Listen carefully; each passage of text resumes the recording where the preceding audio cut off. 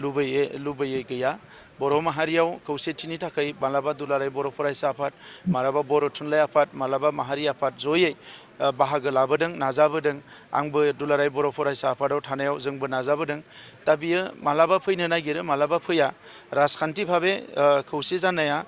गोबां समावनो गोब्राब जायो आइडिअलजिया गुबुन गुबुन जानायलाय नाथाय आं बेखौनो खावलायगोन जे जाय जेरावनो थाया मानो हारिनि फारसे बयबो जाहाथे जि मोनसे माहारिबाद बेखौ रावबो नागारा आरो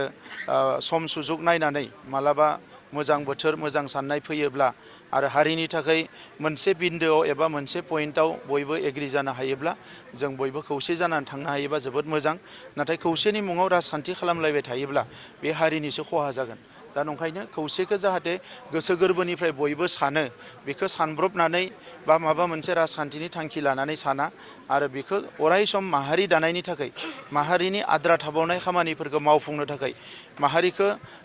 जोङो बुहुमाव गेरेमसा माहारि गायसननो थाखाय बड'फाया होलांनाय बिबानखौ मावफुंनो थाखाय बयबो आवगायनानै फैनांगौ अब्ला बर' माहारियाव सानसे नङा सानसे खौसेया जाथारगोन आं बेखौ हास्थायो চাওক আমি সদায় বিচাৰোঁ আৰু আমি সদায় পজিটিভ যে যদি জাতীয় সংগঠনবিলাকে যদি একত্ৰীকৰণ কৰাটো বিচাৰিছে তাত আমি সদায় পজিটিভ সদায় আমি এখোজ আগবাঢ়ি যোৱাৰ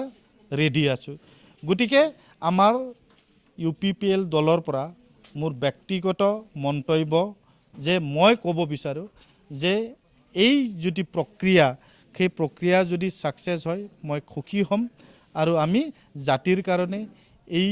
বিটিআৰ অঞ্চলটোৰ কাৰণে কাম কৰিবলৈ ওলাই আহিছোঁ গতিকে আমাৰ বিটিআৰ অঞ্চল ভৱিষ্যত উজ্জ্বল হওক বিটিআৰ অঞ্চলত আৰু কাম কৰিব পৰা শক্তি